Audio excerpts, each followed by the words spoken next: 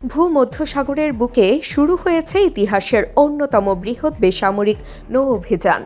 বিভিন্ন দেশের ডাক্তার, শিল্পী, আইনজীবী, শ্রমিক, পরিবেশ কর্মী ও জনপ্রতিনিধিরা একত্রিত হয়েছেন অবরুদ্ধ গাজায় মানবিক সহায়তা পৌঁছে দিতে। গ্লোবাল সুমুদ ফ্লোটিলা নামে পরিচিত এই বহর শুধু খাদ্য ঔষধ নিয়ে যাচ্ছে না, বরং ইসরায়েলের দীর্ঘদিনের অবরোধকে চ্যালেঞ্জ জানাতেও দৃঢ় প্রতিজ্ঞ।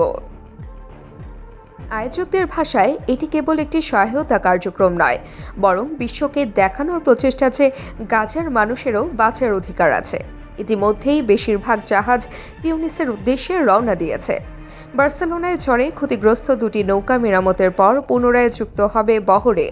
আগামী ৭ সেপ্টেম্বর ইতালির কাটানিয়া ও তিউনিস বন্দর থেকে আরও নৌযান যোগ হয়ে প্রায় ৫০টি জাহাজ ও ৪৪টি দেশের ৫ শতাধিক মানুষ নিয়ে বিশাল বহর গড়ে উঠবে।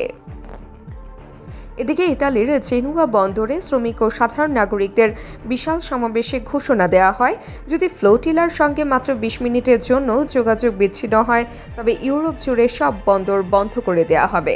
এই ঘোষণা নিছক হুমকি নয়। এর আগেও জেনুয়া শ্রমিকরা অস্ত্রবাহী জাহাজ আটকে দিয়েছে। তাদের মতে, ইতালি সংবিধান যুদ্ধবিরোধী, তাই মানবাধিকার লঙ্ঘনকারী রাষ্ট্রে অস্ত্র রপ্তানি বেআইনি। ফলে এই পদক্ষেপ কেবল ফিলিস্তিনের জন্য নয়, নিজেদের আইন রক্ষারও প্রয়াস।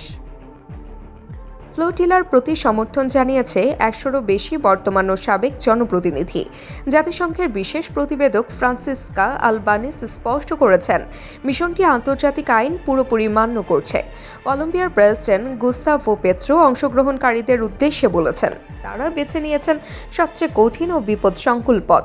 দূর থেকে তিনি পাঠিয়েছেন শক্তি, আশা ও প্রেরণা। সুইডিশ পরিবেশ কর্মী গ্রেটা থানবার্গও স্পষ্ট ভাষায় জানান, এই উদ্যোগ কেবল গাজায় সহায়তা নয়, বরং সহিংস বৈশ্বিক ব্যবস্থার বিরুদ্ধে প্রতিবাদ। তবে ইসরায়েলের কট্টর ডানপন্থী প্রতিরক্ষামন্ত্রী ইমাতার বেন গাভির ফ্লোটিলাকে সন্ত্রাসী উদ্যোগ আখ্যা দিয়ে অংশগ্রহণকারীদের আটক করার হুমকি দিয়েছেন। আয়োজকরা তবুও নির্ভীক। তারা জানাচ্ছেন, কোনো সরকার বা কর্পোরেট অর্থায়ন নয়, সাধারণ মানুষ, পরিবার ও ছোট ছোট সংগঠন মিলে এই বহর গড়ে উঠেছে। জেনুয়া শ্রমিক নেতা হোসে নিভৌলি, যিনি নিজেও ফ্লোটিলায় আছেন, বলেন, সামরিক শিল্প জোট যেমন ফিলিস্তিনিদের নিশ্চিহ্ন করছে, তেমনি শ্রমিকদের অধিকারও খর্ব করছে। বন্দরে কাজ করতে করতে তারাও হয়ে উঠেছেন যুদ্ধ সরবরাহ শৃঙ্খলের অংশ। এ শৃঙ্খল ভাঙতেই তাদের এই উদ্যোগ।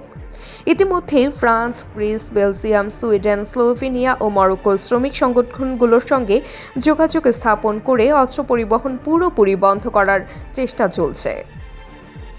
গাজা ইসরায়েলি অভিযানের ৭০০তম দিনে নিহতের সংখ্যা পেরিয়েছে ৬৪,০০০। সর্বত্র ধ্বংসস্তূপ, খাদ্যাভাব ও দুর্ভিক্ষের ছায়া।